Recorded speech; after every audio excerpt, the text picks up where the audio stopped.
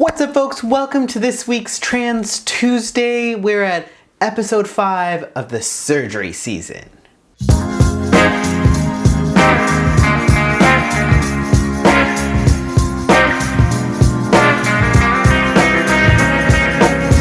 Thank you for joining me this week. So last week we went back to last year. There was over 30 minutes about egg retrieval on YouTube. I have not yet figured out how to put 30 minutes of egg retrieval footage and episode onto IGTV, so bear with me.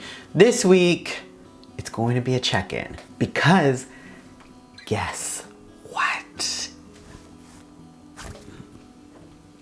Look, look, look.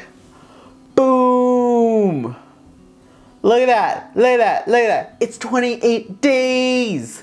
What? So we are under 30 days till D-Day, till Dick Day, till Phalloplasty. This is not a drill.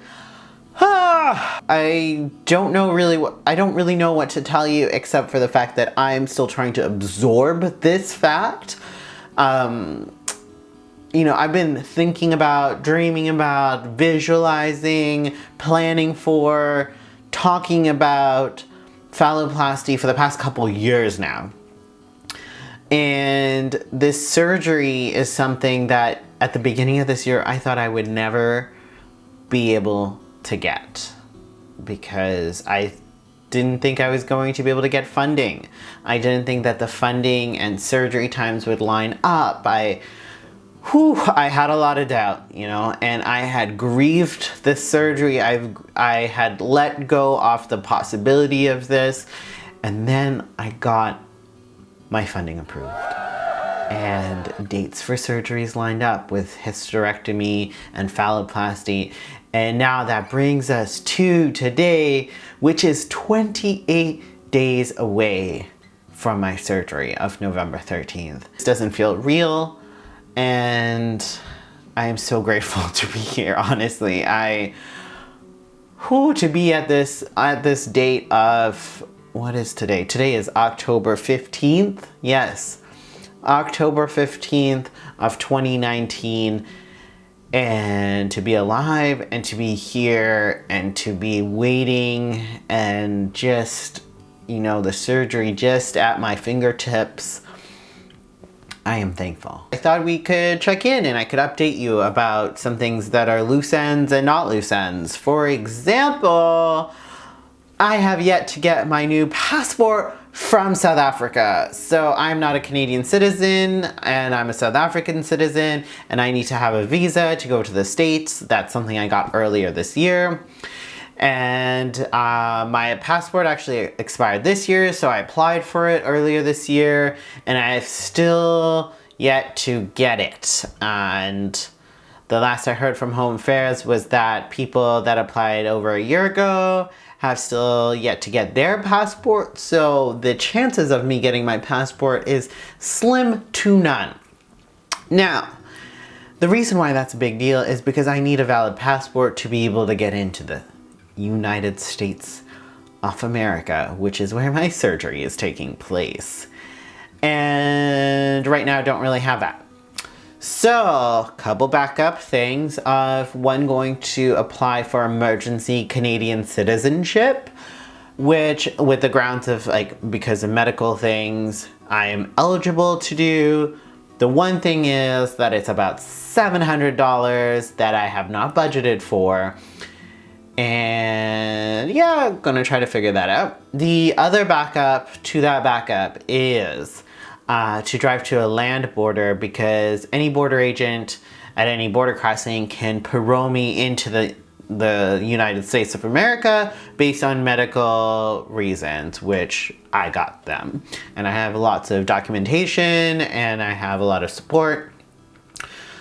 So going to work on these things. If anyone out there has any tips, tricks, or hell, keep me in your thoughts and your prayers, that would be so amazing. I am starting to feel the stress of this being a loose end, an open question that nothing has been nailed down.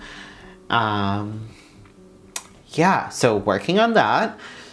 In other news, in terms of preparing for phalloplasty, healing from hysterectomy has been going really fantastically. Super grateful for that. And I'm getting over like a cold because it is that time of year. And yeah, life has just been really hectic.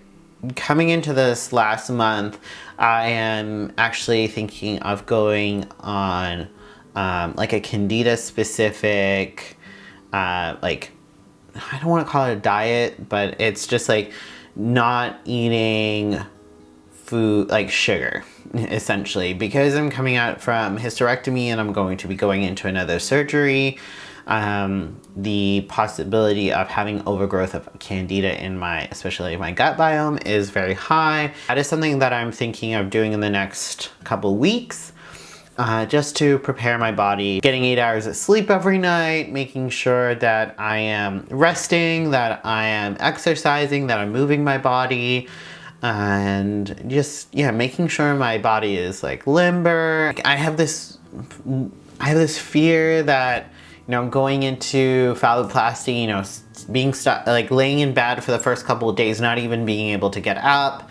And then it's going to be slow, literally baby steps from there, that I just want my body to be as limber and, you know, mobile as possible going into the surgery, because I know that it's going to be a journey of building myself back up and regaining mobility, regaining like movement, especially in my hand.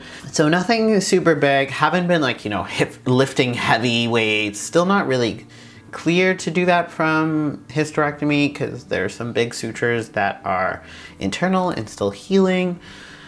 And yeah, so let's see. We talked about the body, talked about my lack of a passport.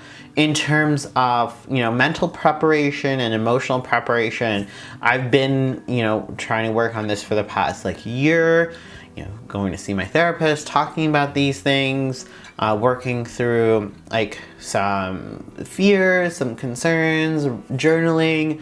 Something that I've started in the summer was, you know, I have a little journal and I try to write a little page or write part of a page every single day. Doesn't have to be particular to phalloplasty, but it has been a really great way for me to track where my mind is, where my heart is, what are things that I'm thinking about, and gives me a space to, you know, rant if I need to rant, or work through things, or write down the big scary things and know that it's outside of me, but it's not out in the world, which for me feels very safe and has been very positive for me, and something I think I'm going to be continuing post phalloplasty and outside of this. It has been very great for me and my soul. And yeah, just like nailing down logistics, starting to think about like what I'm going to pack, what are things that we need to buy beforehand, what are things that we can order while we're in the States, you know, booking accommodations, paying for all these things. It is a lot of money. And I am so grateful for people that have donated, first through like, you know, the GoFundMe or like the online crowdfunding that happened, and then the platform kicked my campaign off even though we had surpassed the goal. And then people that re-donated through PayPal and e-transfer. I'm blown away by the community, by support, by just the generous financial care and donations and people sharing it. And that's where we are today, you know, 28 days out from phalloplasty, and still feeling super grateful, still feeling super blessed, and very optimistic and very positive, even though things are hectic and very stressful and there's a lot of unknown. But yeah, thanks for joining me this week in this check-in. If you haven't watched last week's episode yet, feel free to head over to YouTube. And turns out we're at 100 subscribers on YouTube. Didn't really think that people subscribe to my channel. Thank you so very much. I'm blown away. Yeah, thanks. And I hope, if you're in Canada, I hope you're voting. If you haven't voted in the advanced polls, Please vote on October 21st. Thanks. Go vote on October 21st. Stay safe, stay beautiful. Peace.